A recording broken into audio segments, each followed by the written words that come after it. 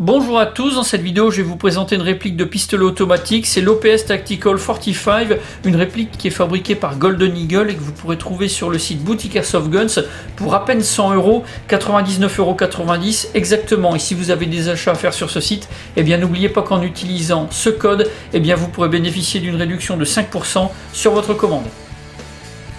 Pour le packaging, on a une boîte en carton avec le logo d'IMF sur le dessus, Intelligent Mechanics Factory, mais en réalité on a la réplique qui est fabriquée par Golden Eagle. On n'aura pas d'informations concernant les caractéristiques de la réplique, ça c'est un petit peu dommage. Alors pour ce qui est de la protection à l'intérieur, quelque chose qui est vraiment très bien fait, de la mousse compartimentée, et pour ce qui est du pack, eh bien on va trouver de la documentation, la réplique et son chargeur. On aura également un BB-loader et puis une tige de nettoyage des bourrages, et puis tout ça, ça va être accompagné par un petit sachet de billes.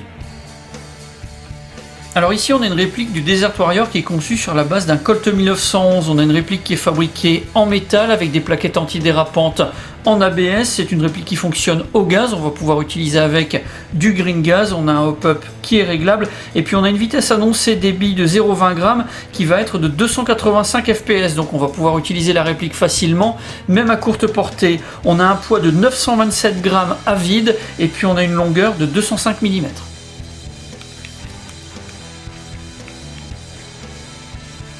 Dans le pack, en plus de la réplique, on va trouver plusieurs choses. Déjà, un manuel d'utilisation, c'est un livret qui est rédigé en français.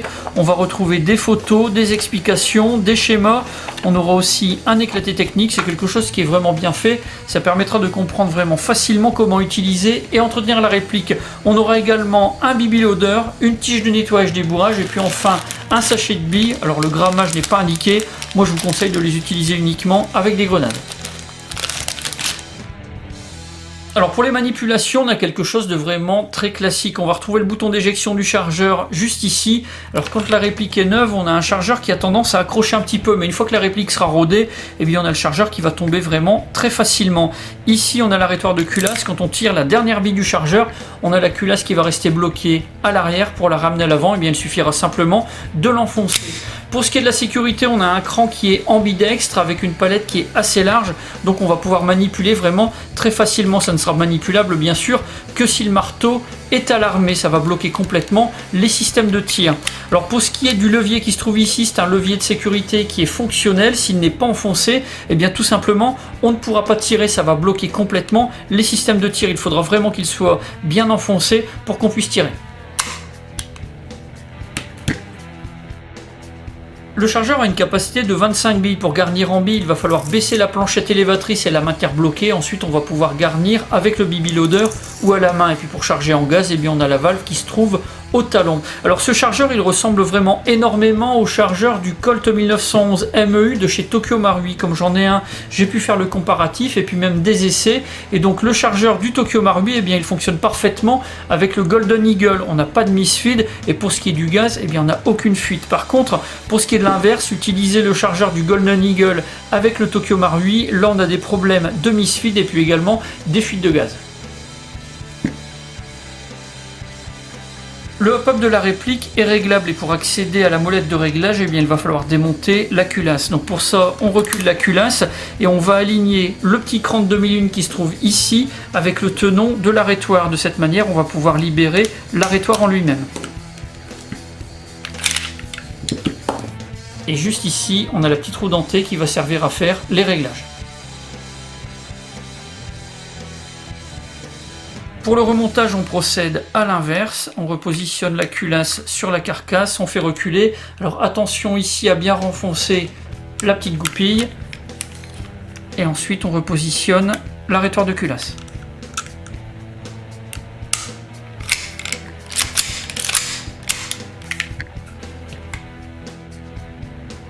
Les organes de visée, ce sont des Novax, ils sont fixes et non réglables. Et puis sur la réplique, on va également trouver un rail d'interface. Ça va permettre de pouvoir installer une lampe, un laser ou un système combiné.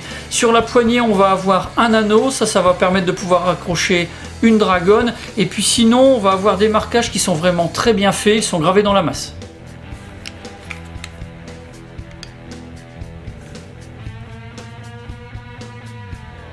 Alors j'ai fait des tests chronie avec des billes de 0,20 g et ce gaz, j'ai également fait quelques tests de tir, voilà ce que ça a donné.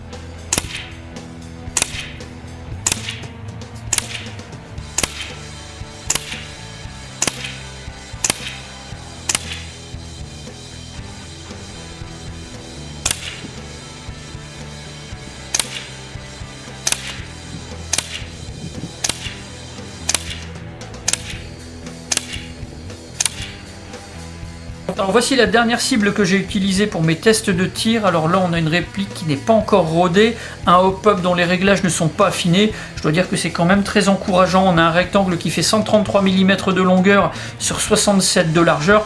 Je trouve que c'est plutôt pas mal pour ce qui est des tirs à 10 mètres et 15 mètres. Alors pour ce qui est de la capacité en billes du chargeur, 25 billes. Par contre, pour ce qui est des tirs, on ne va pouvoir tirer correctement que 10 billes. On pourra aller jusque 15, mais de la 11e à la 15e, on aura des performances qui vont vraiment être en baisse. Donc moi, je vous conseille de tirer les 10 premières billes et puis ensuite de recharger en gaz. Ce sera beaucoup plus performant.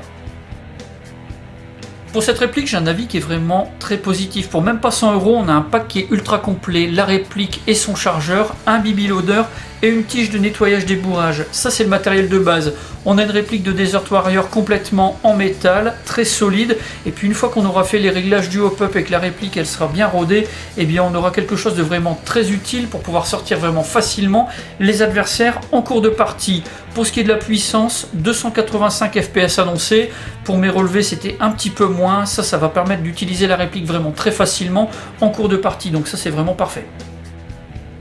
Comme point négatif, le premier que je vais relever, c'est le poids. On a une réplique qui est complètement en métal, donc beaucoup plus lourde qu'une réplique en résine, comme les Tokyo Marui par exemple. Donc pour ce qui est des manipulations, de l'utilisation, ça va se ressentir. Ensuite, on a le chargeur qui accroche vraiment en sortie de boîte. Là, on a quelque chose qu'il va falloir roder pour avoir de la fluidité sur les changements de chargeur. Et puis pour ce qui est de la peinture, elle me semble un petit peu fragile, donc il va falloir s'attendre à avoir des marques d'usure assez rapidement. Voilà pour la présentation de cette réplique. Si vous avez des questions, mais c'est comme d'habitude, vous avez la partie commentaires et puis la boîte de réception de la page Facebook. Si vous avez apprécié la vidéo, n'hésitez pas à la liker et à la partager. Et puis aussi à vous abonner si ce n'est pas déjà fait. Dans la description de la vidéo, je vous mets tous les liens qui pourraient vous être utiles pour aller visiter le site boutique Airsoft Guns et sa page Facebook. J'en ai maintenant terminé, je vous dis à bientôt pour d'autres vidéos.